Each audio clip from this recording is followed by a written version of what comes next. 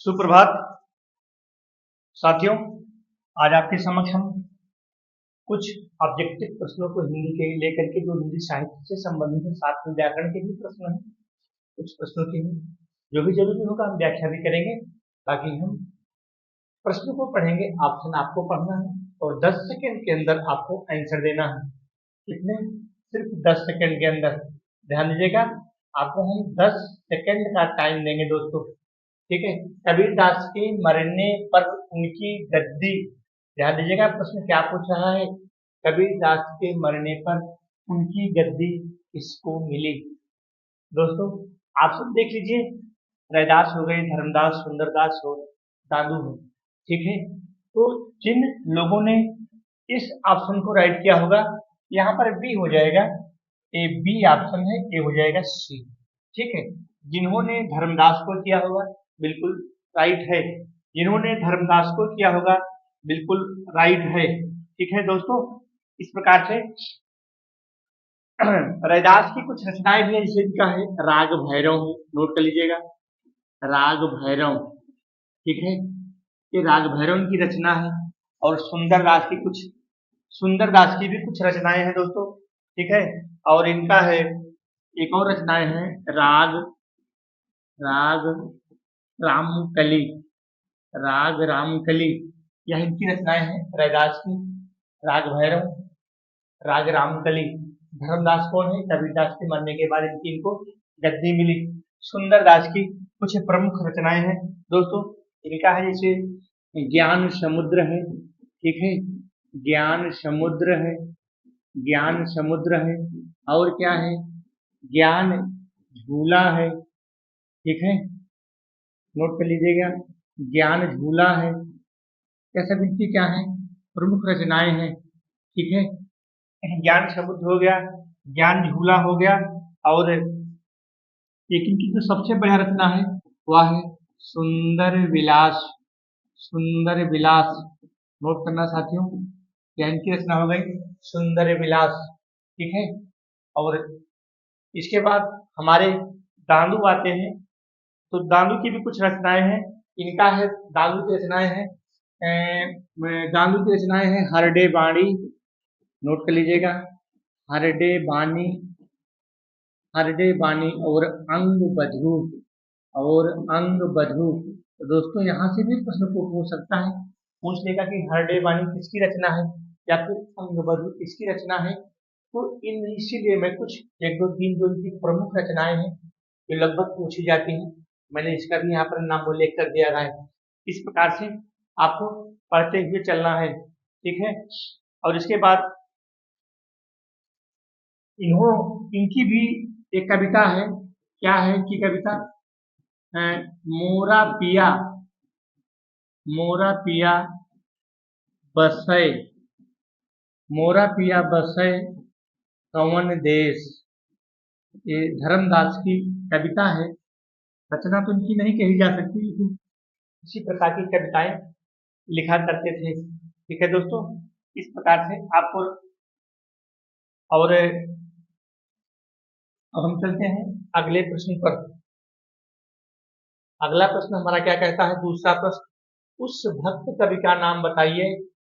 ध्यान दीजिएगा दोस्तों, उस भक्त कवि का नाम बताइए जिसकी कुछ रचनाएं सगुणोपासना के संबंध, सगुणोपासना से संबंध रखती हैं। उस भक्त कवि का नाम बताइए जिसकी कुछ रचनाएं सगुणोपासना के या सगुणोपासना से संबंध रखती हैं, ठीक है। तो सगुणोपासना से जो संबंध रखती हैं इसकी रचनाएं हैं, ठीक है, जो सगुणोपासना से संबंध रखती हैं। यहाँ पर आ जाएंगे हमारे नामदेव, ठीक है, सगुणोपासना से नामदेव की रचनाएं संबंध रखती हैं। अगले क्वेश्चन पर हम चलते हैं, जो हमारा अगला क्वेश्चन है, स्वामी रामानंद जी ने जिस विरक्त दल का संगठन, स्वामी रामानंद जी ने जिस विरक्त दल का संगठन किया उसका नाम। दोस्तों समय आपको 10 सेकंड मिलेगा, फटाफट आप विकल्प को ला करिए, ठीक है। कमेंट के माध्यम से बताना हमारे कितने प्रश्न सही हैं। जो भी हमारे दोस्त देख रहे हैं, कमेंट के माध्यम से बता दीजिए कि हमारे कितने प्रश्न सही हैं। स्वामी रामानंद जी ने जिस विरक्त दल का संगठन किया उसका क्या नाम था? जिन्होंने बी ऑप्शन को किया होगा, ठीक है, बी ऑप्शन को किया होगा, ठीक है, बिल्कुल राइट है, बैरागी, ठीक है, बैरागी। इनका जो स्वामी रामानंद का था वो क्या था? बैरागी था, बैरागी था, ठीक है, बैरागी संप्रदाय था स्वामी रामानंद का। और इसके बाद वैष्णव मताब्ज इनकी रचना है, क्या है, नोट कर लीजिएगा, वैष्णव, वैष्णव मताब्ज, वैष्णव मताब्ज इस स्वामी रामानंद की है रचना। वैष्णव मताब्ज हो गया, ठीक है, और भास्कर हो गया, नोट करिएगा दोस्तों, भास्कर हो गया, और श्री राम, श्री राम, श्री राम, श्री रामार्चनावली, रामार्चनावली, यह भी इनकी क्या है, प्रमुख रचनाएं हैं इसकी, रामानंद की। श्री रामार्चनावली, वैष्णव मताब्ज हो गया, और भास्कर हो गया, ठीक है। अब हम चलते हैं, जो भी कुछ इनकी महत्वपूर्ण रचनाएं हैं हम उसको आपको नोट करते चल रहे हैं। अगले प्रश्न पर आते हैं दोस्तों। कमेंट के माध्यम से बताना कि हमारे कितने प्रश्न सही हुए हैं। बहुत बेहतरीन प्रश्न है साथियों। हनुमान जी की आरती के रचनाकार कौन है? हनुमान जी की आरती के रचनाकार, समय 10 सेकंड, समय 10 सेकंड। दोस्तों आंसर को ला करिए, किसने किया था? रामानंद, ठीक है, किसकी रचना है? रामानंद की रचना है, किसकी रचना है? रामानंद की। जो भी हमने आपको बताया, वैष्णव मताब्ज, इनकी रचनाएं याद रखना, वैष्णव, वैष्णव मताब्ज, वैष्णव मताब्ज, यह इनकी क्या है? रामानंद की रचना है। और श्री रामा, श्री रामार्चनावली, श्री रामा, श्री रामा, श्री रामार्चनावली कबीरदास की रचना आप जान ही रहे हैं, इनका ग्रंथ है विजय, उसमें साखी शब्द रमेनी तुलसीदास की रचना आप जान ही रहे हैं, ठीक है। अगले प्रश्न पर चलते हैं साथियों। अगला प्रश्न हमारा क्या कहता है? रामचरितमानस की रचना कितने समय में हुई? रामचरितमानस की रचना कितने समय में हुई?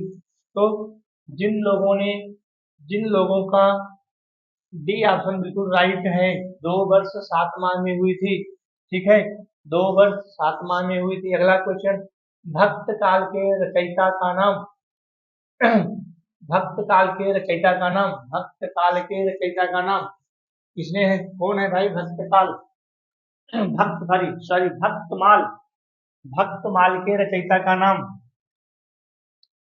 जिन्होंने, ये बी ऑप्शन हमारा है, करने में गलत कर दिया था, नाभादास हो गए दोस्तों। इनकी रचना है, अष्टयाम भी है, ठीक है, अष्टयाम नोट करना, इनकी रचना, इनकी रचना भक्तमाल तो नाभादास की है ही, और इनकी अष्टयाम भी है। और क्या है? राम भक्ति संबंधी स्तुत, राम भक्ति, ठीक है, राम भक्ति संबंधी, राम भक्ति संबंधी कुछ इनके अस्तुत गीत भी हैं, कुछ इनके अस्तुत गीत भी हैं, ठीक है। बाकी हमारे नंददास हो गए, विठल दास हो गए, सूरदास हो गए, ठीक है। तो विठल दास की कुछ रचना है, नोट कर लीजिए, अणुभाष्य है, क्या है? अणुभाष्य, अणुभाष्य, और यमुनाष्टक, यमुनाष्टक, यमुनाष्टक। दोस्तों नोट लीजिएगा, बहुत ही महत्वपूर्ण रचनाओं को हम आपको नोट करा दे रहे हैं, ठीक है। और उसके बाद श्रृंगार मंडल है इनका, क्या है? श्रृंगार मंडल, श्रृंगार मंडल भी की रचना है, इसको भी नोट कर लीजिएगा, ठीक है। ये विठल की रचनाएं हो गई, नाभादास की रचनाएं मैंने आपको लिखा ही दिया, ठीक है। और इसके बाद इनकी भी एक दो रचना लिख लीजिए, रस मंजरी, क्या है? रस मंजरी, रस मंजरी, विरह मंजरी, ठीक है, विरह मंजरी, विरह मंजरी, ठीक है। यह इनकी रचनाएं है, किसकी? नंददास की है, रस मंजरी, विरह मंजरी, ठीक है। और एक है इनका रूप मंजरी, क्या है? रूप मंजरी, रूप मंजरी, क्या भी इनकी रचनाएं हैं। नंददास की या प्रमुख रचना है दोस्तों, बहुत इंपॉर्टेंट रचना मंत्री ब्रह्मंजलि। और ये विठलनाथ की रचना है। नाभादास की रचना, सूरदास का जान ही रहे हो, सूरदास का है ब्याहलो, ब्याहलो, ब्याहलो, ठीक है, ब्याहलो हो गया। सूर पचीसी हो गया, क्या हो गया, सूर पचीसी। बाकी साहित्य लहरी है, सूर सागर है, उसको जान ही रहे हो, ठीक है। ब्याहलो, सूर पचीसी हो गया, ब्याहलो, ब्याहलो हो गया, और सूर पचीसी हो गया। एक इनकी महत्वपूर्ण रचना है दोस्तों, नोट कर लीजिएगा, नल दमयंती, ठीक है। ब्याहलो तो हो ही गया, नल दमयंती, नल दमयंती, नल दमयंती बहुत कुछ हो जाता है। इस प्रकार से यह सूरदास की रचना हो गई, नाभादास की रचना हो गई। आते हैं हम अगले विकल्प पर। अगला विकल्प क्या कहता है भाई, प्रेमचंद का कौन सा उपन्यास गांधीवाद से अधिक प्रभावित है। प्रेमचंद का कौन सा उपन्यास गांधीवाद से अधिक प्रभावित है। ध्यान दें दोस्तों, कौन सा है भाई, विकल्प को लॉक करिए, विकल्प को लॉक करें। प्रेमचंद का कौन सा उपन्यास, तो इनका जो है कौन सा उपन्यास इनका गांधीवाद से अधिक प्रभावित है। नोट करें दोस्तों, जल्दी से बताएं भाई, ऑप्शन को लॉक करें। गांधीवाद से प्रभावित है जो इनका है रंग कर्मभूमि, ठीक है, कर्मभूमि हो गया। अगले विकल्प पर चलते हैं दोस्तों। अगले विकल्प पर, वह शब्द चुनिए जिसमें निम्नलिखित उपसर्ग का प्रयोग हुआ है, ठीक है। अप, इसमें आपको चुनना है, ठीक है। इसमें हो जाएगा अपरिपक्व में हो जाएगा, जिसने इसको लॉक किया है अप, अपरिपक्व में हो जाएगा, ठीक है। बाकी में नहीं है, यहाँ नहीं है, यहाँ नहीं है, यहाँ नहीं है, क्योंकि जब इसका हम मूल शब्द निकालेंगे तो इसके मूल शब्द नहीं बनेंगे, इसका मूल शब्द बन जाएगा, ठीक है दोस्तों। अगला हमारा है, यहाँ आ जाते हैं परा, यहाँ भी हम मूल शब्द को निकालेंगे, ठीक है। तो हमारा हो जाएगा पराभव में हो जाएगा, क्या हो जाएगा, पराभव, पराह, पराभव, ये हमारा मूल शब्द बन रहा है, यहाँ हमारा ये पराभव में हो जाएगा हमारा उपसर्ग। अगले क्वेश्चन पर आते हैं, बिल्कुल आनंद रघुनंदन के रचनाकार, बताइए दोस्तों, बिल्कुल आप कमेंट के माध्यम से जरूर बताना कि हमारे कितने प्रश्न आज सही हुए हैं। आनंद रघुनंदन के रचना, आनंद रघुनंदन के रचनाकार, तो इसके रचनाकार हमारे हैं महाराज विश्वनाथ सिंह, ठीक है, महाराज विश्वनाथ सिंह। आनंद रघुनंदन क्या है, भारतेंदु द्वीप के पहले का नाटक है। आनंद रघुनंदन भारतेंदु द्वीप के पहले का नाटक है, किसके द्वारा लिखा गया था, महाराज विश्वनाथ सिंह के द्वारा लिखा गया था, ठीक है, महाराज विश्वनाथ सिंह।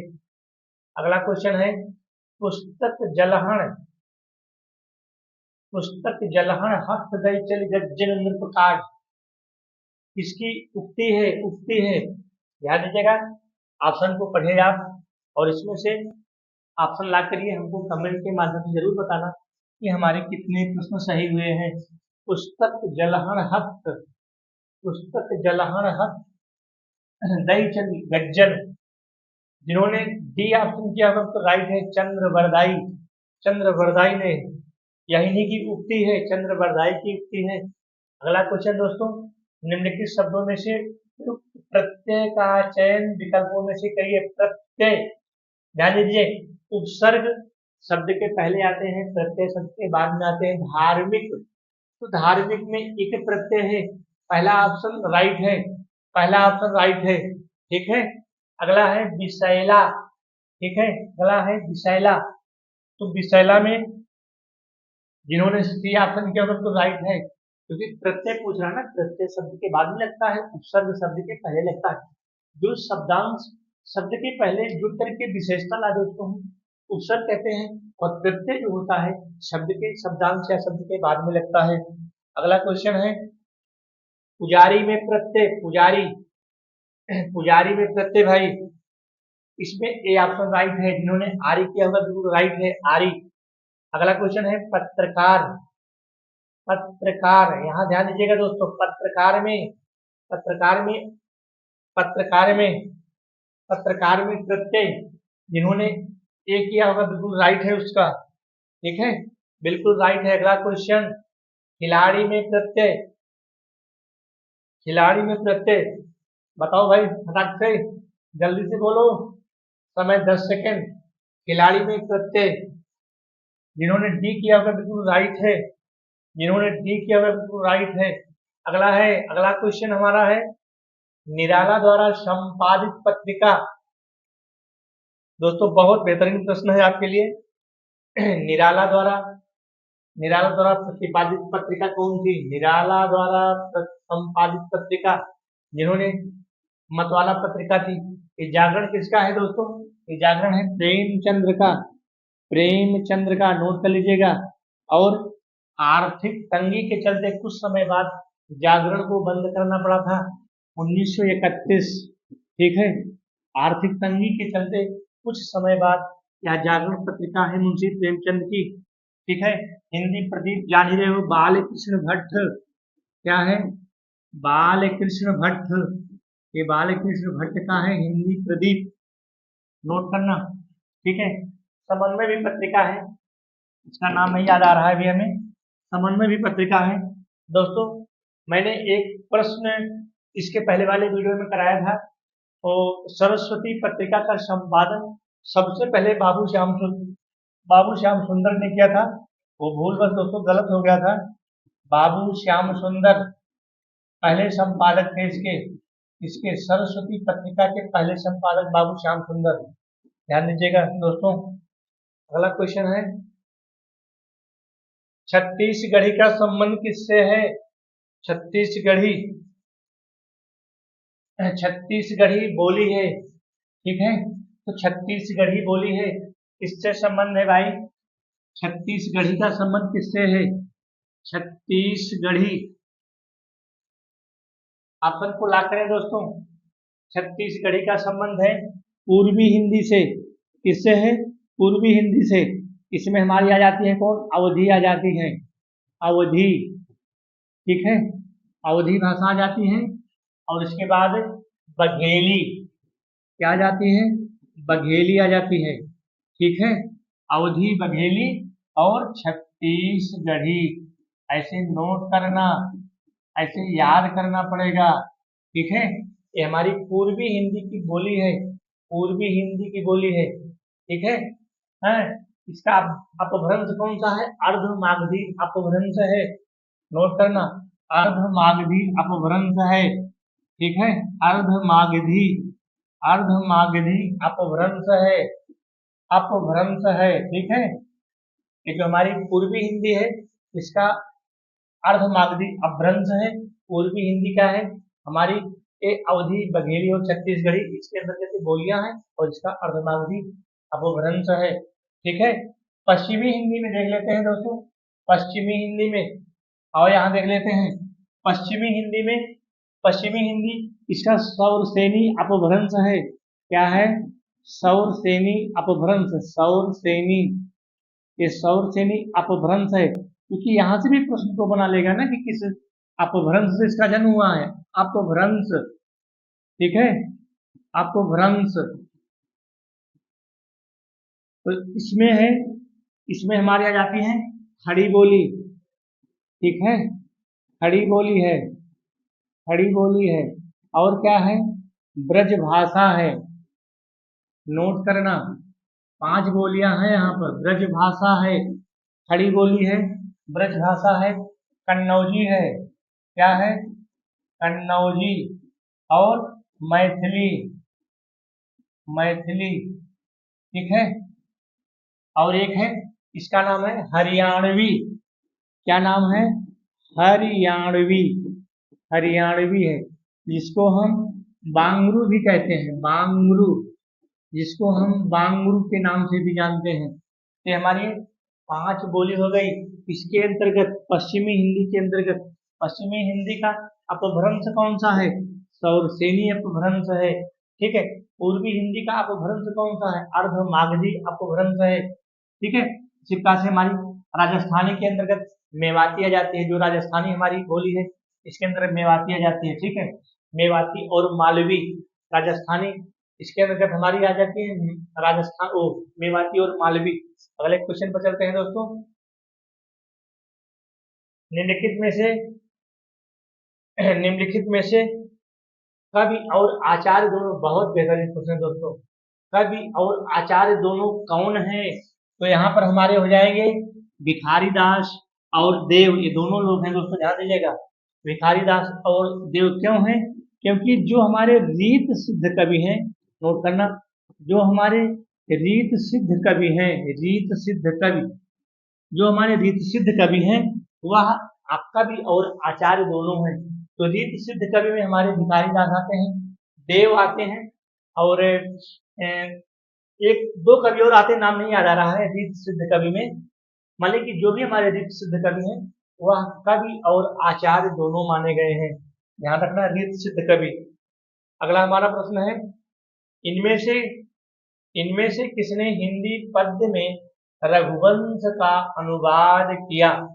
बहुत बेहतरीन प्रश्न है दोस्तों। समय आपको देंगे 10 सेकंड, समय आपको 10 सेकंड देंगे। कमेंट के माध्यम से जरूर बताना कि हमारे कितने प्रश्न सही हुए हैं।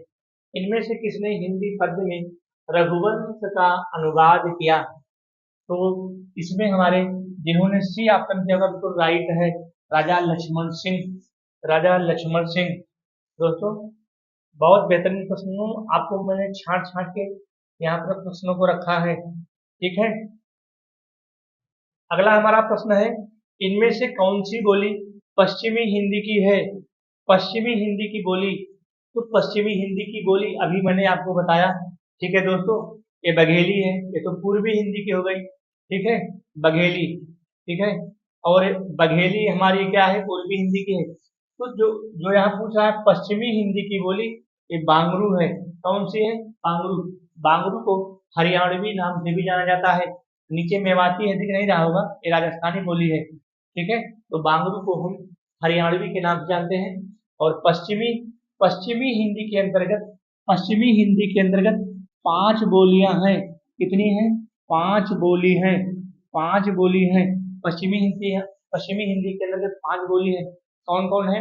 हमारी है ब्रजभाषा है, ठीक है, ब्रजभाषा है, खड़ी बोली है, खड़ी बोली को कौरवी बोली के नाम से भी जाना जाता है, जिसको राहुल शांकृत्यायन ने कहा था। तो हमारी खड़ी बोली हो गई, खड़ी बोली हो गई, ब्रजभाषा हो गई, बुंदेली हो गई, कन्नौजी हो गई, और ये हमारी बांगरू, जिसको हम हरियाणवी के नाम से भी जानते हैं। तो इसमें जो है पश्चिमी हिंदी की है। पश्चिमी हिंदी का अपभ्रंश कौन सा है? इसके पहले भी मैंने आपको बताया था, सौर सेनी अपभ्रंश है। कौन सा है? सौर सेनी अपभ्रंश है, ठीक है, इसको याद याद रखना, सौर सेनी अपभ्रंश है, ठीक है, सौर सेनी अपभ्रंश है। अपभ्रंश का मतलब होता है बिगड़ा हुआ रूप, अपभ्रंश का मतलब होता है बिगड़ा हुआ रूप, ठीक है, बिगड़ा हुआ रूप इसी को कहते हैं अपभ्रंश। बिगड़ा हुआ रूप या घिरा हुआ रूप या निकृष्ट रूप या अशुद्ध रूप, उसी का क्या नाम है? अपभ्रंश। इस प्रकार से हमारा 21 प्रश्नों की सीरीज पूरा होती है दोस्तों। ताकि हम अगले वीडियो जब आप हमको कमेंट के माध्यम से बताना कि हमारी यह प्रश्नोत्तरी आपको कैसी लग रही है, तो हम आपको अगला वीडियो पुनः अपलोड करेंगे। धन्यवाद।